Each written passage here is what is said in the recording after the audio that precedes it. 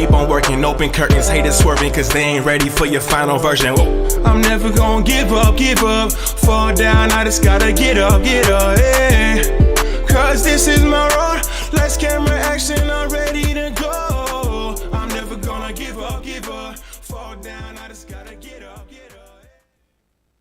Good morning, everyone. Again, this is the Tom Ficklin radio show, and it's December 16th, 2022. And I mentioned that 2022 because I'm always thinking, not always thinking, but occasionally it crosses my mind that there have been other calendars in the world. The Hebraic calendar and the calendar from folks in Latin America. So whether this is 2022 or 5,000 or 10,000, this is the period of life when you want to kind of think about your time and space and where are you, particularly given these holiday seasons. I'm kind of in a philosophical mood, but we're going to talk about some actual practicalities, and we're going to be joined by one of our guests that's coming in now. But I just wanted to kind of kick off and wish everybody a tremendous holiday season, regardless of how you might categorize your belief system or your celebrations. I think this time of the year with the rain or the snow or problems in the Midwest or bombs dropping in the Ukraine or whatever the case might be, COVID and flu, there's a reason to kind of just take a deep breath and kind of consider your place on the planet and what you can give and contribute. And our show today is really focusing on what people can give and contribute in terms of our younger generation. Many of the folks on this show are over 21, but there are other people that are going to grow up. Little babies are being born, and big babies are being born, and some of us are big babies in spite of our age. But we're going to talk about emotional regulation and impairments in childhood onset psychiatric disorders. And this is a key topic in terms of the development and the peace behavior, the social behavior. Can we get can we get along behavior? Why is this issue just so dominant in our evaluation of life and society and history? Can we all get along? And to kind of just focus on a little better on that, Dr. Kareem Ibrahim is with us. Dr. Ibrahim is an associate research scientist at the Yale Child Study Center at the Yale School of Medicine. And his research is on brain networks. What are these brain networks that we hear this phrase, and how are they involved with emotional regulation and impairments in childhood onset psychiatric disorders? And I'm not saying, by the way, let's be clear that all young people are subject to the terrible twos or the terrible threes, but it's an issue about behavior, and particularly at this very young age. So this show is just so important in discussing the association between emotion and the brain networks and challenging behaviors. Parents often will share the challenges of being a good parent and a loving parent and a nurturing parent, particularly if a child appears to be disruptive. So Dr. Kareem Ibrahim is with us, Associate Research Scientist at the Yale Child Study Center, and we're joined by Megan Rutan. Megan's is a postgraduate associate also at the Yale Child Study Center at the Yale School of Medicine. Reverend Dr. Leroy O. Perry is with us. Reverend Perry is a pastor of St. Stephen's A.M.E. Zion Church and cultural ambassador to the Yale Clinical Research Program. And Reverend Elvin Clayton, good to see you, Reverend Clayton. It's been a while, good to see you. As pastor of Walters Memorial A.M.E. Zion Church, and also a cultural ambassador to the Yale Clinical Research Program. You're going to hear more about why the Yale Clinical Research Program and the Cultural Ambassador Program is so integral to public health, social health, private health, spiritual health, particularly in terms of research for making this world a better place. Dr. Ibrahim, good morning. How are you doing? Hi, good morning. Thank you for having us today on the show. This is great, and we're excited to be here. We're certainly excited too, and hope to take the wisdom that we're going to share for the next 45 minutes or so, into the future and just to kind of disseminate it broadly. But tell us, let's jump in. Tell us a little bit about yourself and the work you're doing currently.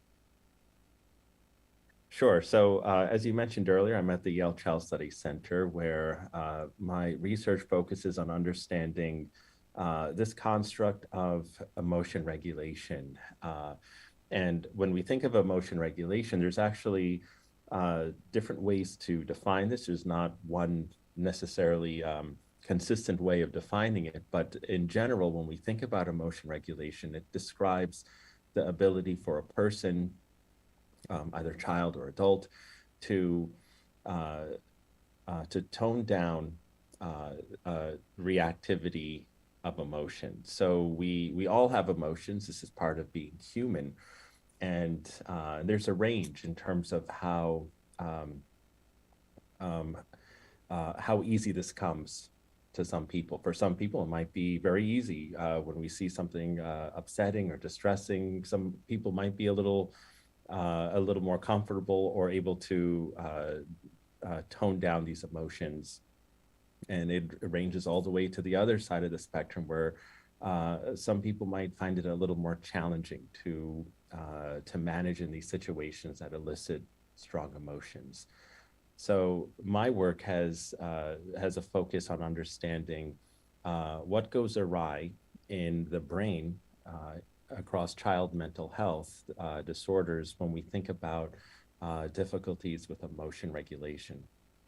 So the overall goal of my work is ultimately, how can we inform better treatment decisions, make this more precise for families. There's a lot of guesswork that goes into this, and from my experience, it's not always a clear. Actually, it's oftentimes not a clear decision whether a child should receive one treatment, such as a cognitive behavioral intervention that teaches skills like emotion regulation, or psychotropic medication, or a combination of the two.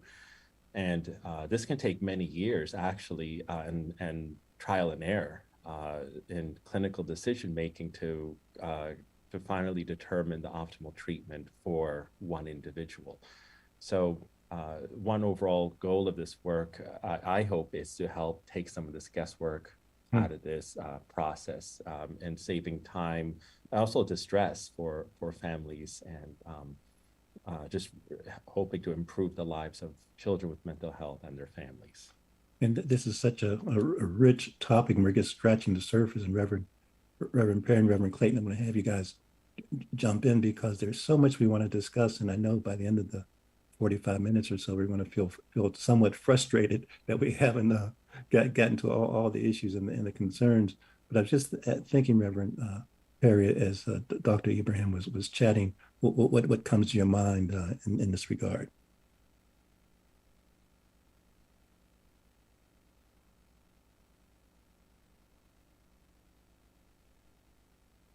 Can you hear me, Reverend Perry?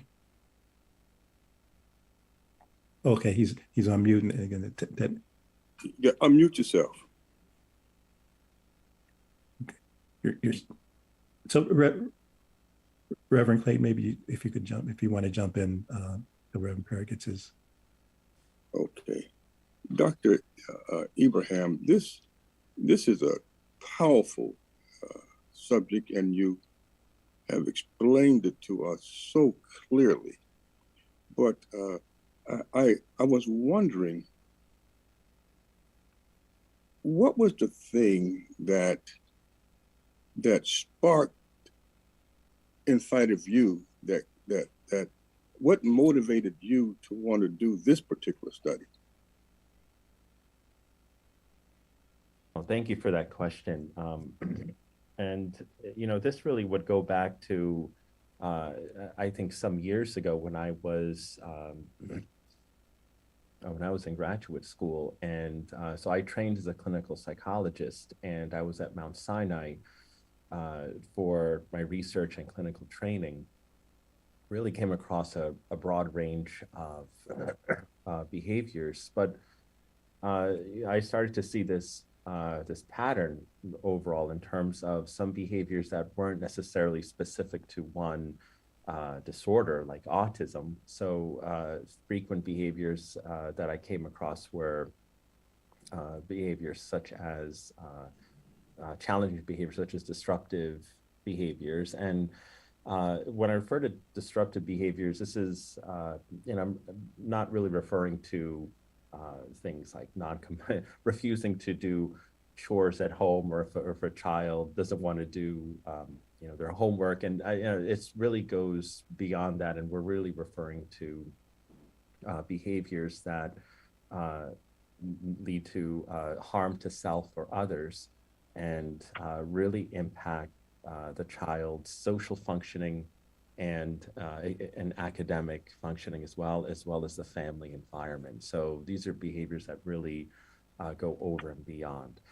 And I saw this pattern with the children I was working with, that a lot of them had challenges with just managing outbursts, managing anxiety or fearful situations. And so this is just a illustrative example, but this really got me thinking about these commonalities in these symptoms across child mental health. And at some point when I started at Yale as a postdoctoral fellow, then I started getting involved in understanding the neuroscience behind this in a lot more detail. And we started seeing a lot of commonalities in regions of the brain that are impacted across child mental health. So, this really sparked my interest in understanding.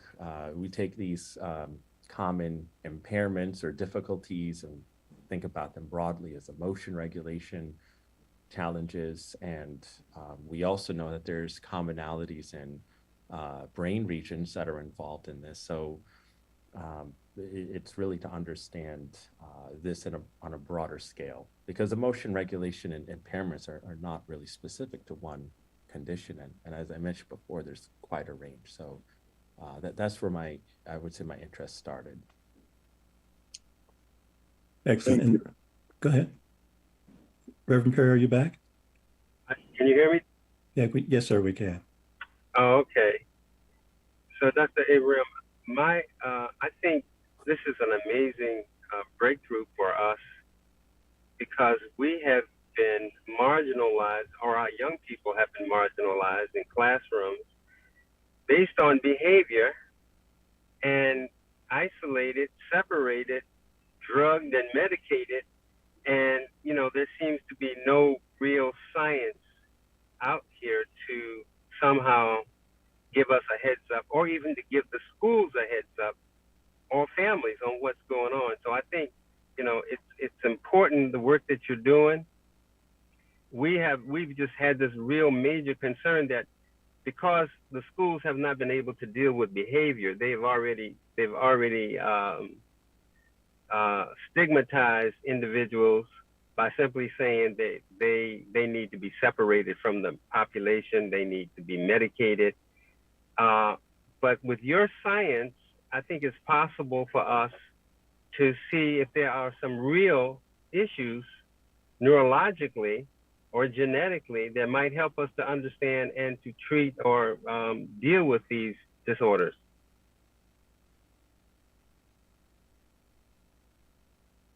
Yes, that's a great point, and way of putting it. And we really, the bottom line is, we really want the science to translate to the clinic, or to helping families in the real world beyond the research lab. This is really the ultimate goal. We want to get the science out of the lab and to the bedside, or to the home or school settings. And that's a slow process. It takes time, but I think it starts with some of these efforts of really understanding what's the need for what do families need, what are the concerns. And so Megan actually brings a quite extensive experience with working with families in school settings.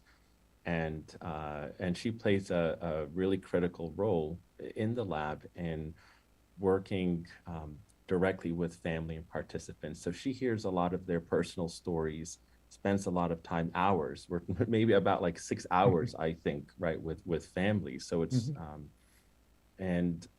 so we're always collaborating and communicating about what we can learn from families, how we can help them, and how that can inform the science. Megan, feel free to jump in about your own personal experience in the school system. Yeah, so like you were mentioning, Reverend Perry, there are groups that are marginalized, and especially with a topic like emotion dysregulation that's already not talked about as much in the science. I think it's very important that we're focusing on this area of research so we can apply it to all groups, and also keeping in mind groups that are also marginalized, because already a lot of research and science isn't looking at those groups. So I think it's very important to be, with my experience working with these families, hearing what their concerns are and being able to apply that to the science, and kind of have that very healthy relationship between the science and then also applying it to the families that it's affecting.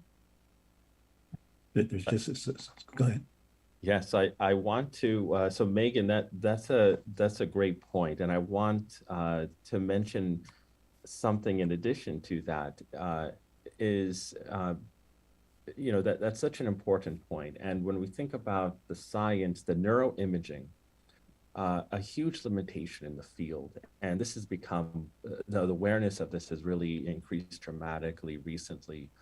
What we know about the brain, and when it comes to especially when it comes to child mental health, emotion regulation, and disruptive behavior, is really based on a very limited category or sample. It was, if you look at a lot of these imaging studies for the past 20 or so years that have founded this knowledge base, it's really has been based on predominantly males and predominantly white males at that. So there's really very little that we know about how this generalizes to different genders, and do we see the same pattern of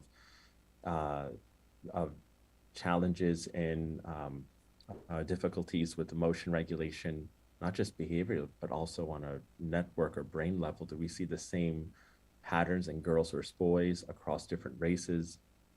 This is something we're very, we're very aware of this in the current study, and one of our major efforts is to make sure that we have a representative sample of girls and boys, gender matched, as well as an even distribution across different race and ethnicity. So we really want to go beyond these limitations and make the science. It's also an ethical issue, and I think Megan, you can jump in about that too. But I think we want to, ethically, we want to make this research and any benefits that are available through participating in it available to any child and family who's interested in participating, regardless of race, ethnicity, SES, and so forth. And Megan, just before you do, maybe Dr. Ibrahim, share about the research study, what's involved, someone that is listening that might want to be involved, and just so important that that we can plant the seed for discovery and to participate in these discoveries, because really can be a historic opportunity. So what's involved if someone wants to get involved with the research study? Sure. So I will start this question and then pass it over to Megan to go over some of the more other items involved. So the overall goal of the study is to understand brain regions, or we're referring to them as networks, because we tend to think about specific regions of the brain, but we also want to understand how different regions across the brain have crosstalk with each other. So we call these networks. One region is basically having crosstalk with another region. So we want to understand how this crosstalk in the brain is involved in emotion regulation impairments or difficulties in children who have disruptive behavior disorders. So it's characterized by difficulties with anger, aggression, non-compliance. And again, this will go over and beyond what you'd expect. And it's, we designed this to minimize the burden on families as much as possible. It's a two-study visit. Megan will go into all those specifics, but it's really consists of a diagnostic assessment. We do quite a thorough assessment, really what families would get at a clinical outpatient setting. to establish a diagnosis. This is a research diagnosis, and if we suspect autism, then we have gold standard measures we'll administer for autism, and then there's the functional MRI. So Megan, I'm going to give it to you to go over what's involved. Yeah, so participation in the study, like Dr. Abraham said, it consists of 2 visits to our lab. Both visits are about 3 hours. We split them up into 2 different characterizations. So the first one is that assessment that Dr. Abraham was talking about. So we do a full behavioral assessment, and then we do some of those research clinical assessments that lead to diagnoses. We also do a practice fMRI. So because we're looking at brain networks, we're looking at brain networks through fMRI. A lot of families have questions about fMRI. So an fMRI is a functional magnetic resonance imaging, and it's basically a magnet taking a picture of the brain. It's completely safe, so there's no radiation, no X-ray. With that, the kids are usually in there for about an hour, and they do that during the second visit. With the fMRI, because a lot of kids, it's their first time being in something like that. The first visit, we have them go in a practice one. We make sure to make it fun for the kids. We like to say that they're going in a spaceship, because the machine does look like a spaceship. I don't know if any of you have seen what it looks like, but it's pretty fun. And the kids get to wear a very special helmet. So that's how we're getting those images. And so the helmet kind of looks like an astronaut helmet. So we make sure the kids are very comfortable with that. We kind of educate them on what the fMRI is doing. So we tell them that it's a big camera taking a big picture of their brain. And a lot of the kids get excited to get a picture of their brain. I know not a lot of kids get to go to school and say they have a picture of their brain on their fridge. So that's something we offer the families. So that second visit is mostly that fMRI. And then we finish up any questionnaires that we have. So we have the parent fill out some questionnaires about their children's behavior and then also their experience as a parent. And then we also have the child fill out some similar questionnaires, and they also do that at the second visit. Excellent. And Reverend Perry and Reverend Clayton, I'm just curious in terms of the cultural ambassador role and why you guys have, why actually they've reached out to you and the support and guidance that they can provide, that you can provide. Any thoughts in that regard? Because this is such a critical issue. Yeah, Tom, I think that what's critical is that when people do research, normally the research is to support the data or a hypothesis.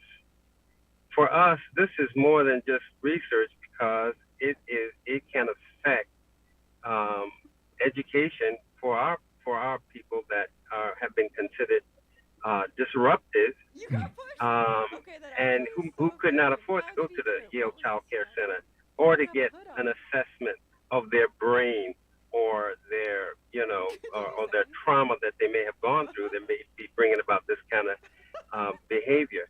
So, I mean, the study is deep, and I think it can even get deeper because when we look at disruptive behavior in our communities, we trace it back to either trauma in our community or in our home or in our neighborhood, and that this trauma somehow has a way of affecting individuals to act out what they live. And so it may not be for us emotional regulation or disruptive behavior. It could be the normal way that people who are marginalized, brutalized, traumatized, stigmatized, this could be their normal way. But with the imaging and with the added diagnostic assessment, I think we can come to some conclusions which we have not been able to come to because we've not had to have this kind of scientific research surrounding the issue. Reverend Clayton? You're on mute, Reverend Clayton. We're having a mute day. A mute unmute day. Having a mute party. I thank my colleague for those comments. But Dr. Ibram, I was wondering, and I know this is a fairly new study, but and you're looking at the brain through imaging. But is there any thought or any idea that the way the children are spending so much time in front of their devices, watching God knows what. And I'm wondering if that is a large part of the disruptive behavior today. It's interesting you mentioned that. Thank you for that point. I think time with tech such as iPad or video games, whatever. I think this actually often comes up as a trigger for outbursts very frequently, and it's interesting because I think what we see this often, and parents report these type of things. So they might see outbursts where that might center around interrupting involvement in video games or other like social media or tech activities. So, and the best some of the best advice that we try to give, I think, with that is if it's more situational, if it's really this is more broad. I'm not necessarily to more externalizing or conduct issues, but I think overall it's challenging to go from a very, very high interest activity like video games to something that's relatively lower interest for a child, like doing math homework. And some kids might love math homework, okay, but I'm just using that as an example that it comes to something that's more academically challenging, for example, or even it could be a family activity, it could be having dinner, but the sequence of how these activities are laid out for the child's after school routine actually impacts the degree of outburst to some extent. So it's much easier for a child to finish a low preferred activity or something that's more challenging like academics or chores. It could be anything. I'm just giving some like common examples. Then they can earn access to something that's more high preferred. So this does come up often, and it's it can be associated with some challenging behaviors. I have a question, Dr. Abram. Excuse me, Tom. You mentioned that in terms of emotional regulation, two of the triggers that you had mentioned was one who might seek to do harm to himself or harm to other people. So how are you able in this study to help those individuals? I mean, is it counseling? Is it drugs? Is it therapy? How does this work in the larger scheme of your intervention? Thank you, Reverend Perry. So the first thing we do is, I think the first way that we can help families with some of these behaviors is through the assessments, and Megan was mentioning the diagnostic assessments as well in these visits. A lot of families really find this beneficial. There's this mental health crisis and child mental health that's ongoing now, and the clinical systems supporting this are really overwhelmed. And I mean, there's extensive waiting list even at the outpatient center, the Child Study Center, and you might be looking at maybe anywhere up to a year. And then there's financial as well. I mean, these assessments are not cheap, and assuming insurance covers it, right, it's different. But if insurance doesn't cover this for some reason, this could be several $1,000s to do a full comprehensive assessment like this. So families often find benefit in this. We try to find out what they need exactly. If they need a letter to the school if they're seeking additional services.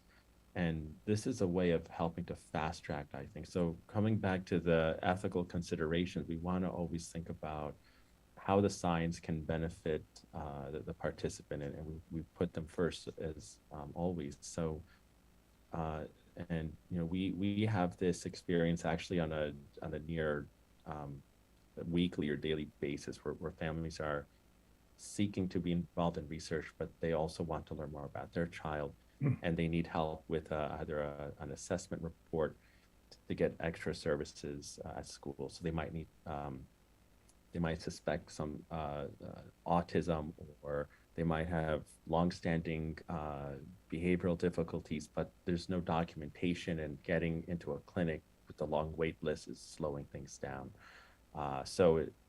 As a result of this, this leads to children being schools might not be equipped, because you need to have either a 504 or an IEP to have these services. So it's leading to distress and challenge for the schools as well as the family.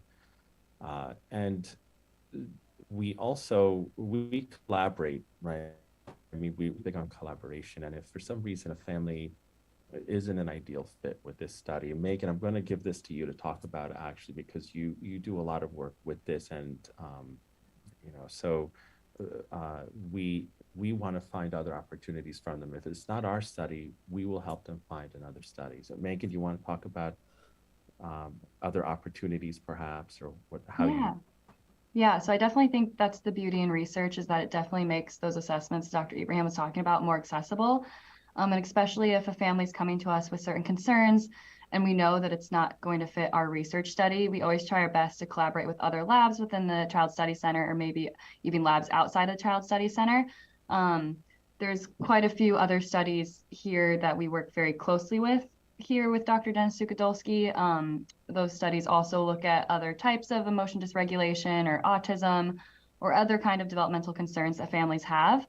And so we always try to make sure that we're collaborating, because we know with participating in research studies like this, it makes having those clinical reports available that families and children can take to schools that are required for services such as an IEP or a 504. And like Dr. Ibrahim was saying, some of those reports can take a year or a waiting list time at outpatient services. So with research, you're getting those right away, and then you're also getting compensated for your time.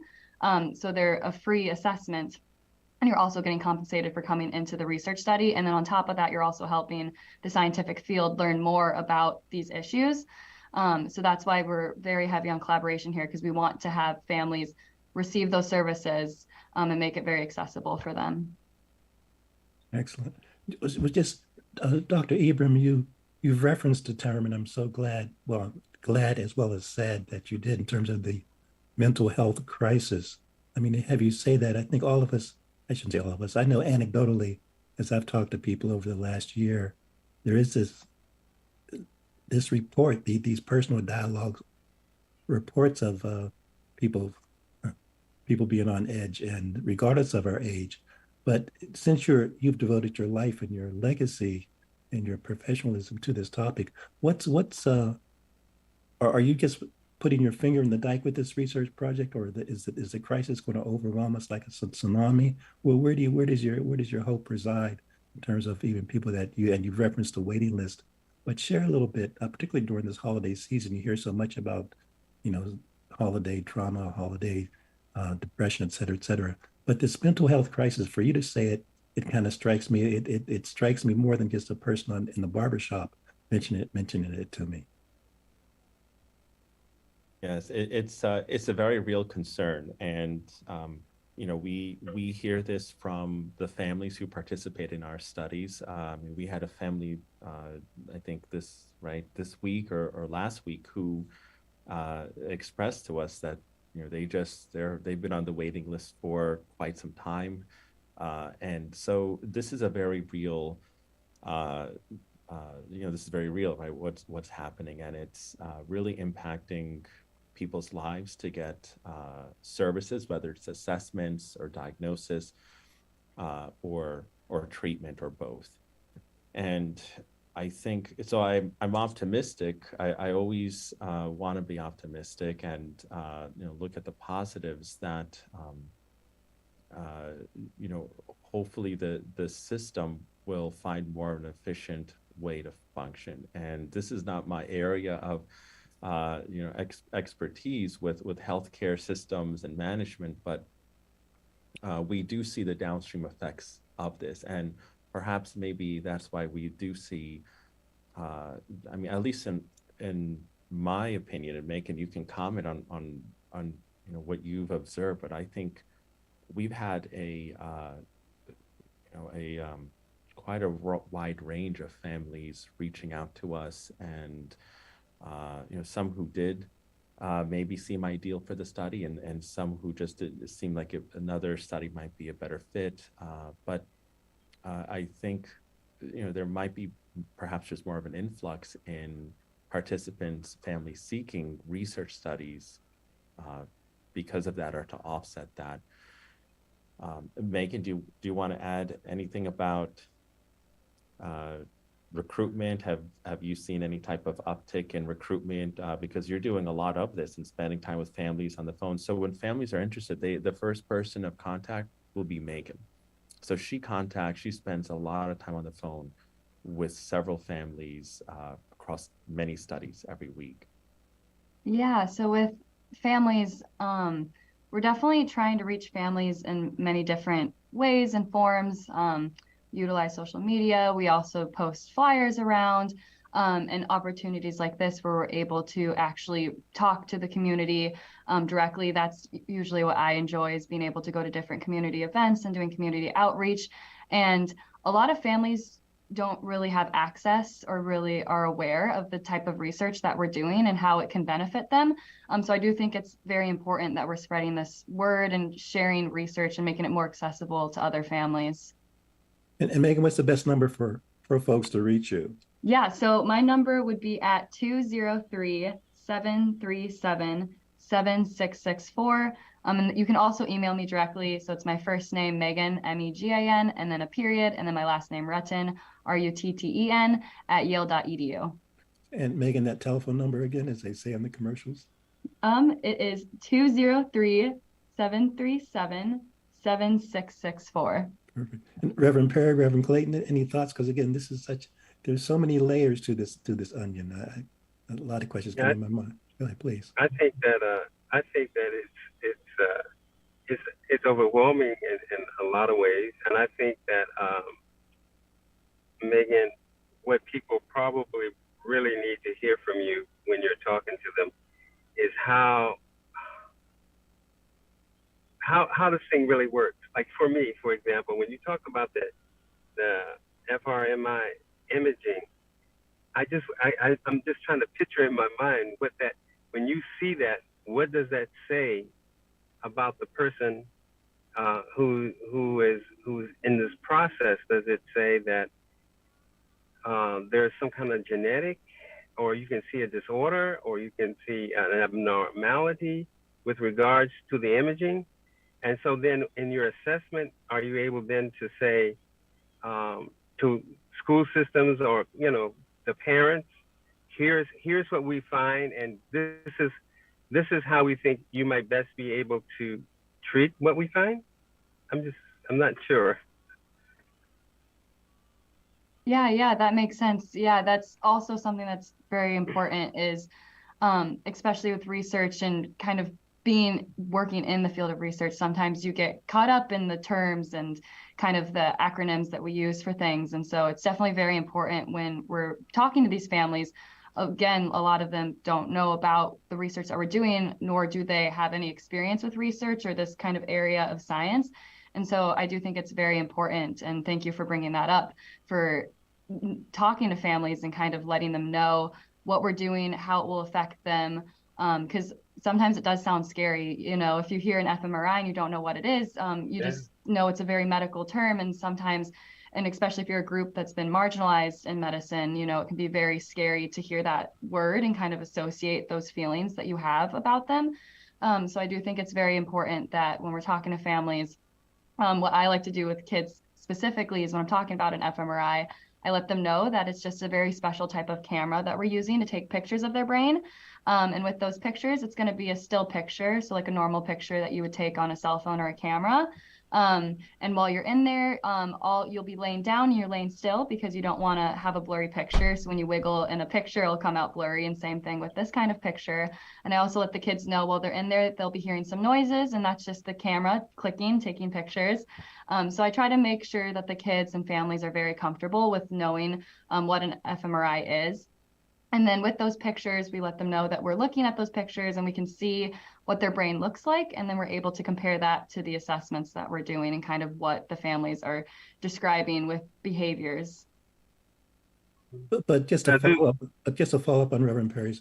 So then what's the next step? What is the prescription or the suggestion or the recommendation once you have these findings? Yeah. I'll let Dr. Ibrahim talk a little bit more about that. Okay.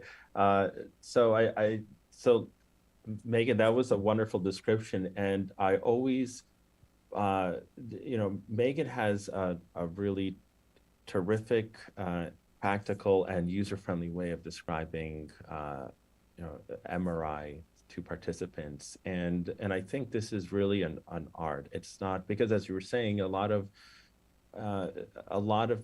families are not really familiar or uncertain about what is it and what's really involved. And even families who are familiar might still be hesitant. And so I think the way it's explained is actually quite important. And, what I like about Megan's, and I always, really enjoy hearing her describe this to the families. I don't do this, but I always let her, do this. And it really, it really summarizes tons of complicated information in a very user-friendly way for children and adults. So one common question that has come up in my experience, families have asked me this many times: what can you tell me about my child's brain? And families tend to ask this, and it's a tough question because it really gets at a lot of core principles. One, we were talking about, well, what is the long-term impact of research? Is there a benefit now for the participants? And aside from the assessments and the time we spend with them and helping them learn about their own child's development, sometimes we might not be able to say that much about their one particular brain. So aside from if we see some type of a neurological anomaly or abnormality, that's very different. And we have a trained MRI staff that conducts the MRIs. They're present with the children, and Megan is there with the children the entire time. And a radiologist will inspect the images if there's if they suspect that there's a neurological concern. So aside from that, though, if we're thinking about, can we take this MRI image that we get after a scan, after a 1 hour scan, and can we tell them something about their child? Well, here's what your child's strengths might be based on their activation in region X, and we know they might have some difficulties based on activation in region Y. But we saw a lot of crosstalk between X, Y, and Z regions. So children with this pattern of crosstalk or connectivity tend to do really well with this type of treatment. We're not there yet. And I think that is the long-term goal, is to really be able to take an individual scan and help that individual find out what is the best treatment intervention or modality for that one individual. Or can we take that brain scan and from a very young child in early childhood and maybe predict if, based on this profile of their brain scan, they might tend to have difficulties with social interaction. Let's get them involved in early intervention at age 3 or 4, because we know that's going to make a huge difference in the trajectory if they start learning these skills at age 3 versus at age 13. And we have about 10 minutes, so as things kind of Yes. cross your mind, please just, Yes. Reverend Clayton?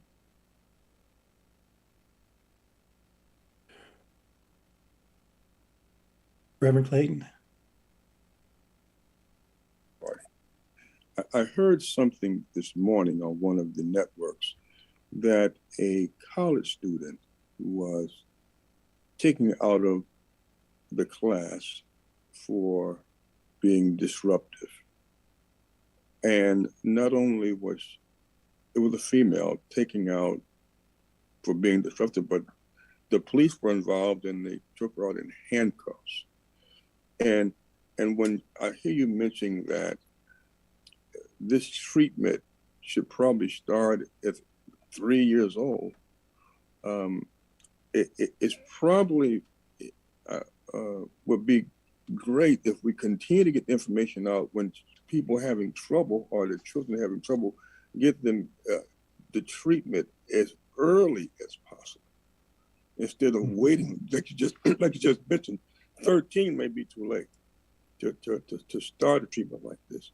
And then my question would be, when do you decide when it's some type of counseling or guidance once you've been going through this program, and when do you think medication would be necessary? Yeah, so those are, thank you, Reverend Clayton. Those are great questions. They're tough questions because I think those are questions that the field is grappling with now. How can we tell who's going to benefit from behavioral or cognitive behavioral intervention, or sort of time with a therapist, right, versus medication, or a combination of these two? And it's really tends to be trial and error when we think of, ultimately, not all the time, but this is really the motivation for bringing in the neuroscience, and to can we inform these decisions with the neuroscience? And one thing I wanted to mention with MRI really quickly is, this is it's a non-invasive procedure. It's safe, and it's been used medically since the 70s, actually, in hospitals, and it uses radio waves, not ionizing radiation that causes damage to DNA. So these are some things that we also go over with participants, just to help them understand that there's different conceptions of what MRI really, what people think it might is, and we try to go over just the facts about what exactly is involved. I also wanted to come back to a point of Reverend Perry at some point also. Please do. We have 6 more minutes, and this Sure. we're just scratching the surface. Reverend Perry, Reverend Clayton, I'm just tempted. We got to have these guys back because we're setting the landscape. But I was thinking the same thing. This really should. I would be happy to do a part two. This is a very rich conversation.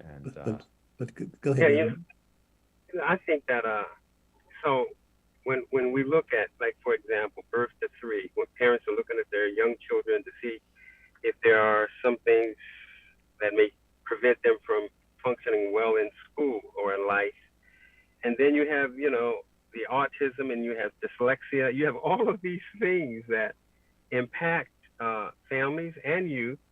And then here we come with this neuroimaging, which might be able to help us even open up another pathway of understanding of emotional trauma, or as you call it, regulation, and how then we might be able to come together as a community. And I think that's why the Yale YCCI people are so interested in this, is because I think that if we can bring this to families who cannot afford this kind of assessment, if we can just get this information out, as the information is being processed through your team and through your tech people and through your the people who have expertise in radiation and neurology, we might be able to come up with some really great conclusions which could help us in the future.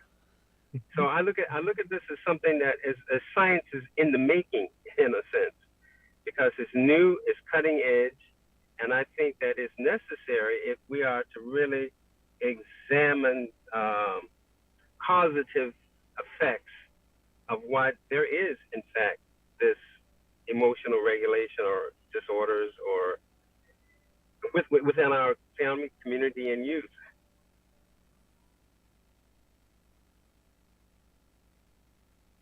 We have about four more minutes, so please respond to that, Megan Yeah. or Raven.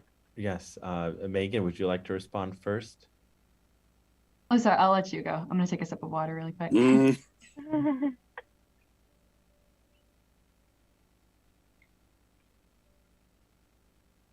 Not sure why you're on mute. We can't. You're on Sorry. mute. Yes. Thank you.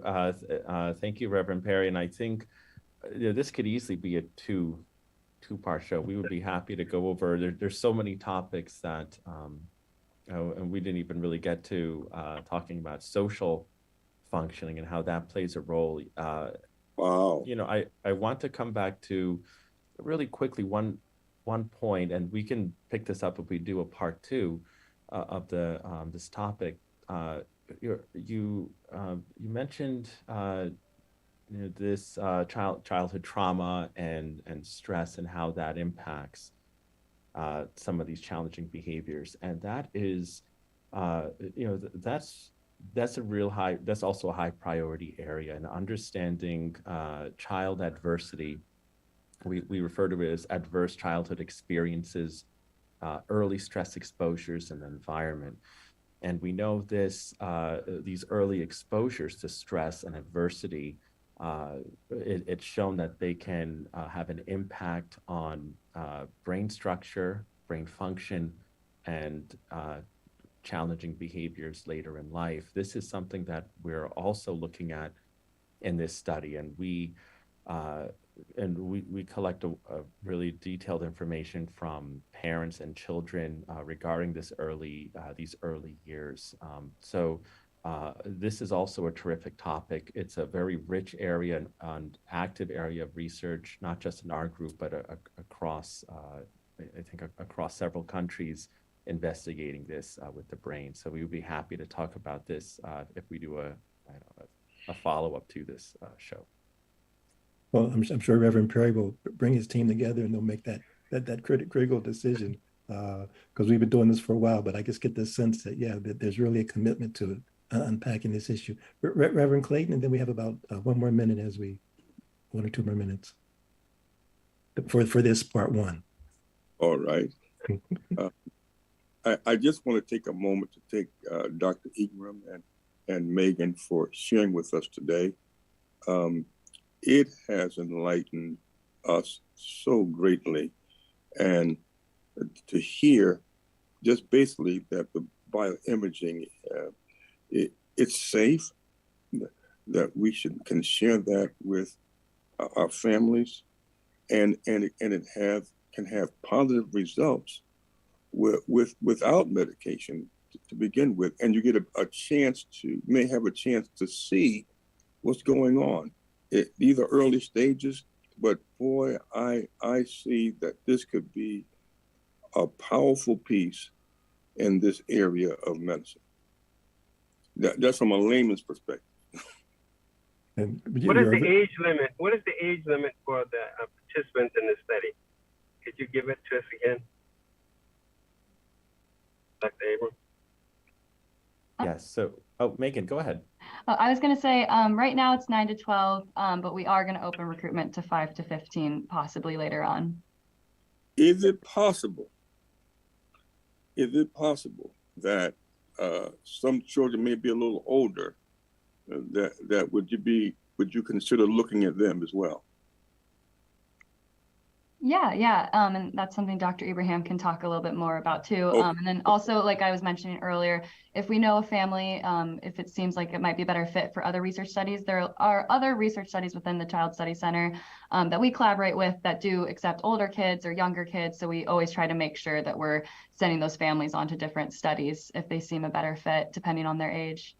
And Megan, the number for you to reach you again is? Yes, that number again is 203-737-7664. And Reverend Perry, I want to give you the last word for the next 30 seconds. I just want to thank Megan again and Dr. Abram and Tom for you blasting this out on all your media streams. I think that's so important. And we're going to work with you, and we should have we do need to follow up just to even find out the results of your study and how it's working, and whether or not there are other studies across the country that are utilizing this particular procedure. That would be interesting to all of us. Absolutely. Thank you again. Mm-hmm. Happy holidays to everyone. Let's stay joyous, optimistic, but also committed, and just understanding that we can take ownership of our own health. Dr. Ibram and Megan, thank you for spending the time. And we look forward to seeing you guys in next year. We look forward to seeing you next year. Thank you for having us. Thanks so much, everybody. Thank you. As I got another rhyme, another rhythm for y'all to listen. I'm never quitting on my mission. I'm gonna roll with what I'm giving. Got some ambition, this new edition, filling positions. Looking at the void in myself and feeling what's missing. Better watch the way you going. Better go in the right direction. In the moment you stressing, but you gonna be counting blessings. And I know that for certain. Keep on working, open curtains, haters swerving, cause they